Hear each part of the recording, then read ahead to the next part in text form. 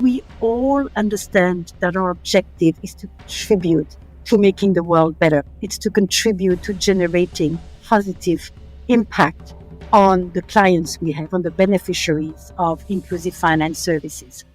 This is Financial Inclusion Unlocked, an SIJ production.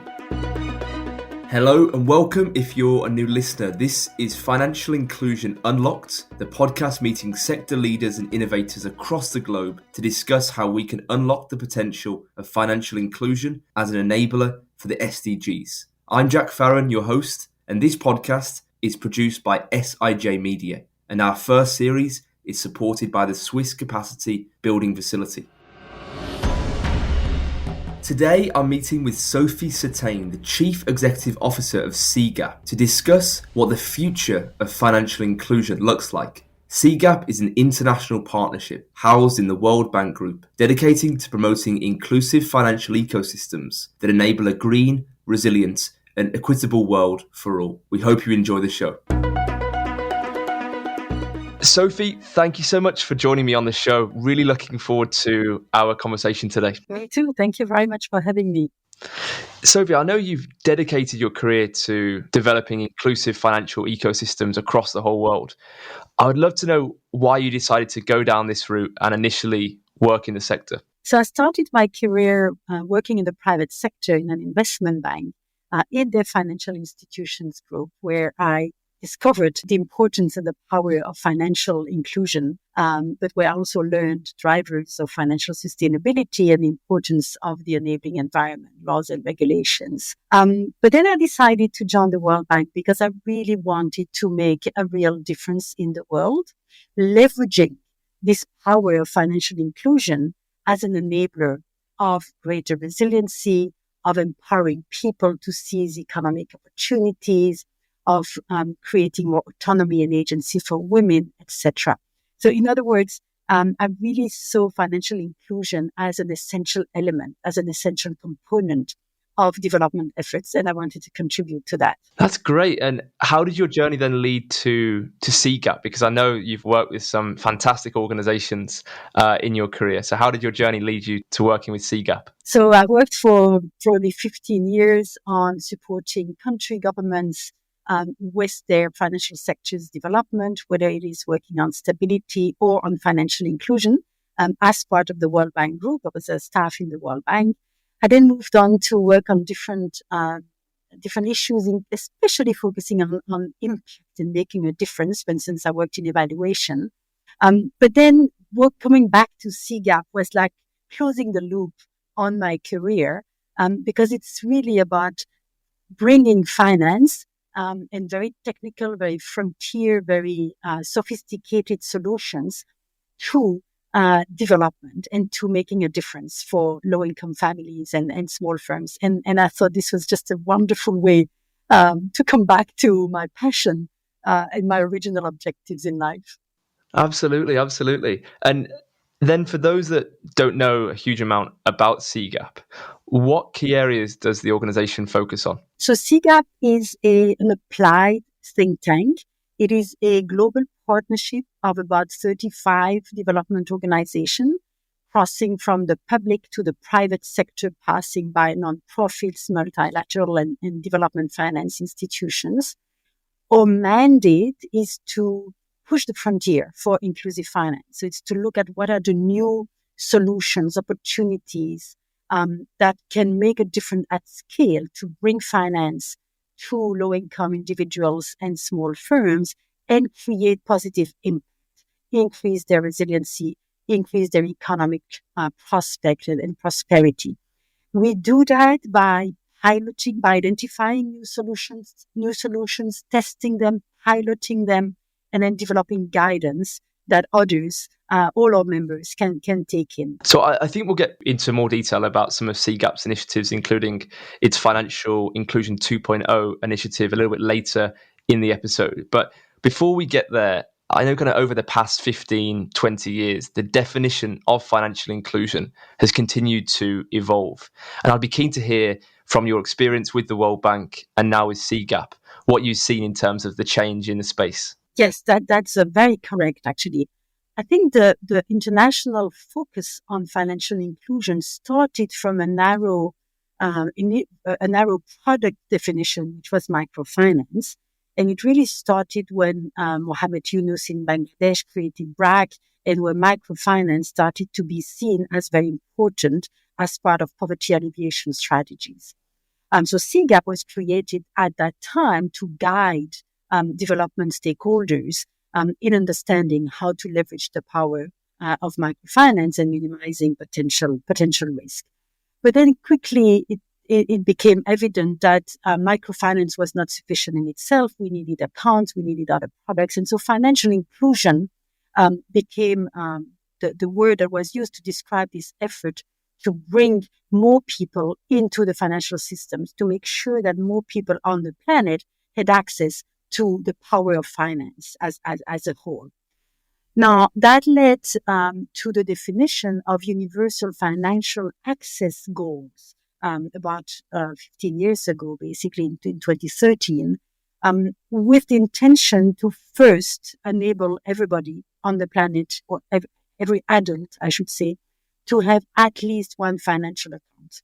That was very, very successful in that it led to many countries, including financial inclusion as part of their national financial strategies, or having even national financial inclusion strategies. It was further helped, I think, by the development of digital financial services that enable, and mobile money that enable very fast growth in opening of other accounts than formal bank accounts. The pandemic also helped because fundamentally governments then had to suddenly find ways to distribute increased amount of cash transfers in a distant manner, in a non-contact manner. And so digital financial accounts prospered everywhere. And so that led to significant progress over the last decade in the number of people that have a financial account, whether in a formal financial institution or through a mobile wallet. And now nearly 80% of adults on the planet have an account. But I think behind this effort, we always had in mind that the account ownership was only the starting point of individuals' financial journey, and that to really meet our own complex financial needs, to build resilience to shocks, to seize economic opportunity and be economically active, to have financial autonomy, to be financially healthy, an individual needs much more than an account. An individual needs access to a panoply of financial services, including insurance, credit, savings, pensions, and an individual needs these services to be tailored to their needs, to be meeting their most important needs. For instance, today, we need financial services that enable people to build resilience and adapt to climate change. So I think that the definition of financial inclusion has come back to its original roots to be an enabler of poverty alleviation, economic empowerment, autonomy, resilience building, etc. And our efforts as a global community that are working on financial inclusion is now taking a broader impact-based focus. So you've just taken us through some of the the key stages, which is so interesting. And I read a recent article that you co-authored for CGAP that you said a new approach is needed to unleash the full potential of financial inclusion. And I think you just touched on that there, and this might lead us to talking about CGAP's Financial Inclusion 2.0 initiative. I'd love to learn more about what that actually is. Yes, exactly. That's exactly what it is. It is about ensuring that all of us who work on financial inclusion, from those like us who research solutions to those who fund programs in financial inclusion, like multilateral institutions, bilateral agencies, development finance institutions, and also investors and inclusive finance providers, that we all understand that our objective is to contribute to making the world better. It's to contribute to generating positive impact on the clients we have, on the beneficiaries of inclusive finance services. and that we identify these impacts and define our strategies, develop our products or initiatives so that we maximize the likelihood that these impacts are materialized for all beneficiaries. And these impacts are really around resilience. So financial inclusion is essential to build resilience. If you imagine, your own life with all the shocks that you probably go through as an adult, from health emergency that requires heavy health expenditure, an economic shock, losing a job, or just an economic shock in the economy around you with increased inflation, for instance, a climate shock. Imagine a poor farmer in Africa with a reduced harvest, or his cattle being affected. All of this requires us to have buffers, financial buffers. We want access to savings. We want access to maybe transfers for friends and family or the government. We possibly want credit to face emergencies, and certainly insurance. So financial inclusion is essential for ensuring resilience, but it's also essential to empower people to build prosperity, economic prosperity. It connects directly to entrepreneurship and jobs, because if you want to create your own small business, grow your small business, recruit people to work on your field, buy new seeds, better seeds maybe to adapt to climate change. All of this requires, again, financial access and access to different financial products. Economic empowerment and agency of women is largely increased when they have access to finance, because that enables them much more autonomy on their decision and access to the labor market and economic activities. So all of these impacts that financial inclusion can contribute to. We're not saying it's sufficient to achieving all these impacts and to lead to poverty eradication, but it is certainly an enabler. It's certainly a necessary foundational element of the equation. And so what we want is to ensure that everybody who works on financial inclusion has that in mind, and that they set their ambitions at that level, and that they use those ambitions to design their interventions and their products so that they maximize these impacts. You mentioned there around empowering and also around resilience against shocks, and also the importance of the global community working on financial inclusion topics to come together. And I know this is something you're championing with the ambassador model that is part of the 2.0 initiative. So I'd love to learn what the role of ambassadors are and the organizations that are behind that movement. Yes, thank you for asking that. So we are working with high-level representatives from all the different stakeholder groups that need to come together with a shared vision if we want this to become a reality at scale and really make a difference for development outcomes in the world. So we have representatives from the multilateral institutions, the development finance institutions, investors, impact investors, financial institutions that provide inclusive financial services, et cetera, et cetera. And their role is twofold. It is on the one hand to guide us. We need to make sure that whatever we advocate for is palatable, is not only meaningful and motivates them to do their best, but also is pragmatic, addresses constraints, understands obstacles. There are regulatory constraints, there are data constraints, there are connectivity constraints, there are access constraints that we need to be mindful of and continue addressing. The second role of the ambassadors is precisely to be ambassadors. It is to ensure that within their stakeholder groups, the message is shared and the vision is shared to create impact at scale. We can't have just one microfinance institution develop for instance, climate dedicated products. We need all of them to do that, because climate change is affecting nearly every single low-income family in the world. And so we really need to make sure that this mindset crosses across the industry at large globally. And that's what these ambassadors are there to help us achieve.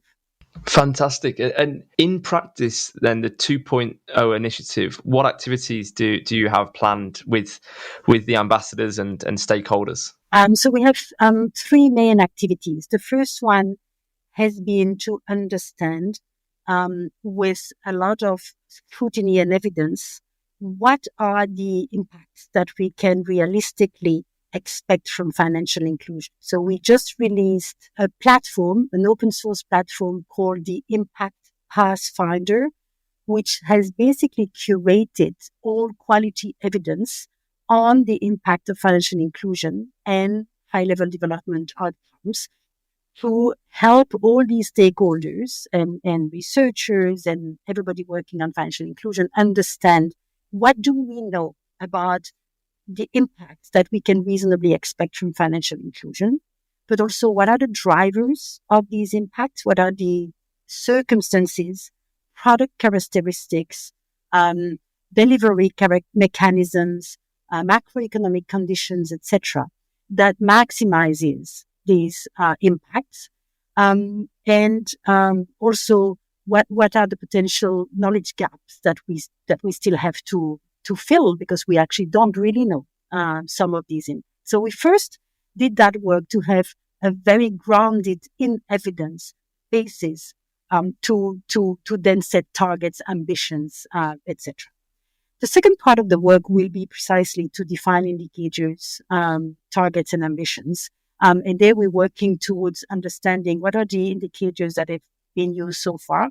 They're mostly output-oriented. Very few indicators actually measure the impact of financial inclusion. There's a little bit of a few indicators focusing on resilience, but very, very nearly nothing else. And so we want to make sure that we define outcome-oriented indicators that drive the industry, that become the compass of the industry. We're also looking at whether AI and ML solutions can be used to reduce the cost of collecting these indicators, make them maybe more timely, more real time. And so we're also working on trying to improve the way we define our compasses for the industry. And last but not least, we're then working with all the different stakeholder groups to help improve the palette of products and services that are actually available to low-income people and small firms to, for instance, face increased risk, to build pensions for their future, to increase investment in their small businesses and make them flourish, etc. So we're working to provide the solutions that will enable to reach these larger impacts that we're aiming for. A quick shout out to the sponsor of our first series, the Swiss Capacity Building Facility. SCBF supports innovative and client-centric financial solutions that provide affordable access to underserved populations through strategic partnerships with financial institutions, fintechs, and development organizations. By bridging gaps in access to credit, savings, insurance, and payment systems, SCBF empowers vulnerable groups such as smallholder farmers, women, and micro SMEs. They also provide catalytic financing, including technical assistance funding for product launches and scale-ups, financial education initiatives, and even feasibility studies. Additionally, it offers repayable grants and impact-linked financing to early-stage social impact enterprises, driving the development and delivery of tailored financial solutions for low-income populations. Now, did you know SCBF supported over 200 projects benefiting around 5 million people across 50 countries? These projects have delivered transformative financial products such as insurance, savings, credit and pensions, strengthening resilience against economic and climate risks. Right then, let's get back to the episode with Sophie. Sophie, you talked about a wide suite of financial products and services, including credit, insurance, savings, and also micro pensions. Now, it's estimated that 1.8 billion self-employed informal sector workers in Africa, Asia, and Latin America are at risk of living in retirement poverty. I'd be keen to learn through the work of CGAP and what trends you're seeing on the potential of micro pension schemes. Thank you for raising that question because indeed we are very concerned with that situation. As you mentioned, because of longer life expectancy, lower fertility, but also because the social networks that used to provide for long-term prosperity or long-term well-being are being affected by changes in populations and in behaviors. We are indeed working with the same statistics that 1.8 billion elderly might be without pension benefits, might be destitute in a future that is actually not distant in many, many countries in the world. The problem with this situation is that one, fiscal resources are extremely constrained across the world for many reasons, and therefore waiting for the situation to be in front of our eyes and try to define a tax-funded lifelong pension schemes for informal workers is just not an option. It's not going to be possible for most low-income and middle-income countries to fund that. By contrast, if we start today um, in a given country trying to incentivize low-income people to save, we can really make a difference for them. So, for instance, if a 20-year-old today saves just $1 a day for retirement, that person can enjoy at age 60 a monthly pension of about $500, which is not meaningless for many people. The problem, obviously, is that this is incredibly difficult to do. It's not for lack of recognition of the problem that this hasn't happened. It is mostly related to the fact that, as you said, many of these low-income people in developing countries are involved in informal work. And most existing pension systems are made for formal workers and rely on contributions that are made by employers for their employees. And so we now need to think about how we can develop sustainable informal workers micro-pension schemes. And I know it's like early phases for many of these schemes, but from what you've seen of initiatives that have shown signs of success and promise, is there some common trends and features that maybe you could pull out and share with us? Yes, absolutely. So there's not too many countries that have managed to develop a successful micro pension scheme at scale. But they are, in fact, there's nearly none, but they are schemes that show promise. And that's exactly why we need to work on understanding better how we can scale them. But these schemes, so I'm thinking about Kenya, Indonesia, Vietnam, Rwanda, maybe Jamaica, India. In these countries, the schemes that have been piloted involved in general very flexible, small-scale contributions to take into account the small and volatile cash flows of low-income individuals and small firms, but mostly low-income individuals in this case. Often contributions that are matched by some government contribution, some government subsidy. And this is really to provide the incentives, but also the scale of contributions that are needed. This must be combined with some flexibility in withdrawals, but not full flexibility. So on the one hand, you want poor people to have some flexibility because they are subject to a lot of volatility in their cash flows. And without any flexibility, you may not create the right incentives for them to actually contribute. But you also do want these savings to be for the long term, for old age. So you don't want full withdrawal ability. We also see that the schemes that have been the most successful have been managed by very strong institutions. That countries that have been successful have also used digital means for contributions and disbursement. So you need a financial sector and a level of connectivity that is sufficient. And finally, one thing that we really we need to test more is how you create more incentives to participate beyond how you design the schemes. awareness doesn't seem to be very high, and the ability, the willingness when you're in daily poverty, your ability to save for your intention to save for the future is just quite unattractive, or simply unaffordable. And so, how do you create incentives through these subsidies, but also through awareness campaigns? I think is something that we really need to work. So, Sophie, how can technology support the development and growth of these micro pension schemes? Thank you. In fact, yes, technology can increase the accessibility and the user friendliness of all financial products, but including of micro pensions in many ways. I think that first, digital channels can be used to make financial services accessible to more people. And of course, in particular, this is true in areas where brick and mortar institutions might not be present, or where digital channels are already being used for other financial services. So concretely, in the case of micro pension, this would entail enabling contributions to be made and pension benefits to be received at any financial institution, including a mobile wallet or on digital accounts at the choice of the beneficiary.